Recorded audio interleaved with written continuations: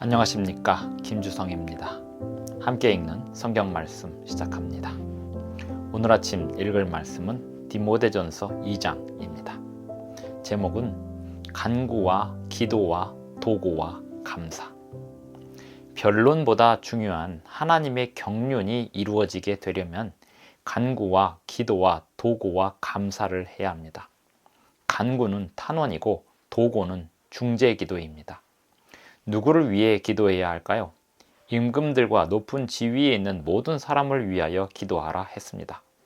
성도들이 평온한 생활을 하려면 그렇게 기도해야 합니다. 중보자는 오직 한 분 예수 그리스도이십니다. 인간이 중보자가 될 수는 없습니다.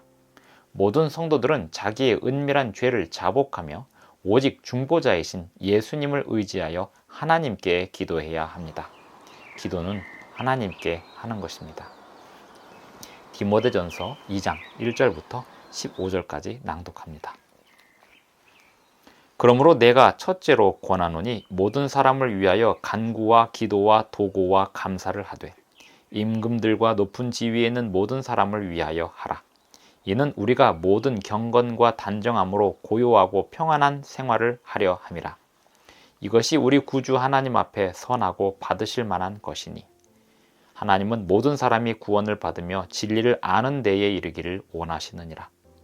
하나님은 한 분이시요 또 하나님과 사람 사이의 중보자도 한 분이시니 곧 사람이신 그리스도 예수라. 그가 모든 사람을 위하여 자기를 대속물로 주셨으니 기약이 이르러 주신 증거니라. 이를 위하여 내가 전파하는 자와 사도로 세움을 입은 것은 참말이요 거짓말이 아니니 믿음과 진리 안에서 내가 이방인의 스승이 되었노라. 그러므로 각처에서 남자들이 분노와 다툼이 없이 거룩한 손을 들어 기도하기를 원하노라. 또 이와 같이 여자들도 단정하게 옷을 입으며 소박함과 정절로서 자기를 단장하고 따은 머리와 금이나 진주나 값진 옷으로 하지 말고 오직 선행으로 하기를 원하노라. 이것이 하나님을 경외한다 하는 자들에게 마땅한 것이니라. 여자는 일체 순종함으로 조용히 배우라. 여자가 가르치는 것과 남자를 주관하는 것을 허락하지 아니하노니 오직 조용할지니라. 이는 아담이 먼저 지음을 받고 하와가 그 후며 아담이 속은 것이 아니고 여자가 속아 죄에 빠졌음이라. 그러나 여자들이 만일 정숙함으로써 믿음과 사랑과 거룩함에 거하면 그의 해산함으로 구원을 얻으리라. 디모데전서 2장 1절부터 15절까지 낭독하였습니다. 디모데전서 1장에서 변론보다 하나님의 경륜을 이루는 것이 중요하다고 하였습니다. 변론보다 하나님의 경륜이 이루어지게 하려면 논리를 개발하기보다 기도를 하는 것이 훨씬 더 좋습니다. 하나님께서 주시는 지혜가 논리를 뛰어넘습니다. 그때그때마다 하나님께서 주시는 지혜를 가지고 하나님의 말씀을 활용하여 복음을 증거해야 합니다. 우리는 지력을 개발해야 하고 지혜를 개발해야 하지만 그것이 기도를 대신할 수는 없습니다.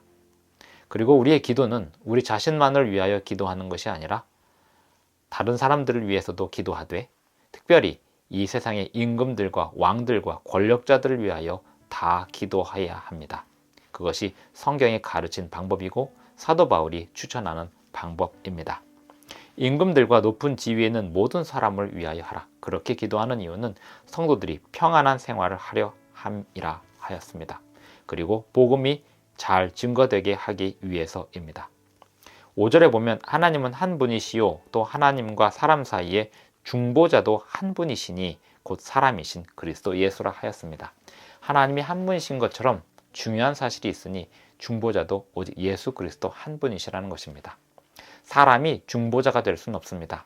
사람이 사람에게 죄를 고백하고 그 사람이 다른 사람의 죄를 대신하여 하나님께 중보해 줄 수는 없는 것입니다. 모든 사람은 자기의 죄를 하나님께 직고해야 합니다. 성도가 다른 사람들을 위하여 기도할 수는 있으나 그 기도의 내용은 그 성도가 다른 사람이 하나님께 굴복하게 하는 목적으로 기도하는 것입니다. 그렇게 해달라고 굴복하게 되도록 인도해달라고 기도하는 것입니다. 그리고 모든 사람은 각자가 하나님께 굴복해야지 사람에게 굴복할 수는 없는 것입니다. 하나님께 기도하는 생활이 성도들에게 얼마나 중요한지 다시 한번 생각하게 됩니다. 8절부터 마지막 절까지는 남자와 여자에 대한 이야기가 나오는데, 여기서 나오는 남자와 여자는 남자와 여자의 역할이 다르다라는 이야기를 하기보다는 교회에서의 질서를 이야기하고 있습니다. 에베소 교회를 목회하고 있는 디모데에게 보내는 편지라는 점이 여기서 우리가 생각해야 할 부분입니다. 그리고 당시대의 문화 배경 속에서 함께 이해해야 합니다. 여자의 당시대의 문화적 배경 속에서의 역할, 그리고 교회 안에서의 역할이 제한되어 있었습니다. 그리고 교회 지도자들은 남자들이었습니다. 교회 지도자들이 남자들인데, 그 지도자들, 남자들을 대신하여 그 아내들이 교회에서 주도적인 역할을 하지 않도록, 그리고 앞에 나서서 발언하지 않도록 주의하라는 것이었습니다. 그러므로 각처에서 남자들이 분노와 다툼이 없이 거룩한 손을 들어 기도하기를 원하노라. 또 이와 같이 여자들도 단정하게 옷을 입으며 소박함과 정절로서 자기를 단장하고 따은 머리와 금이나 진주나 값진 옷으로 하지 말고 오직 선행으로 하기를 원하노라. 교회의 질서와 지도적인 역할을 하는 사람들의 중요성을 이야기하면서 다른 방식으로 본인들을 뽐내는 다른 사람들이 생겨나지 않기를 권고하고 있는 것입니다.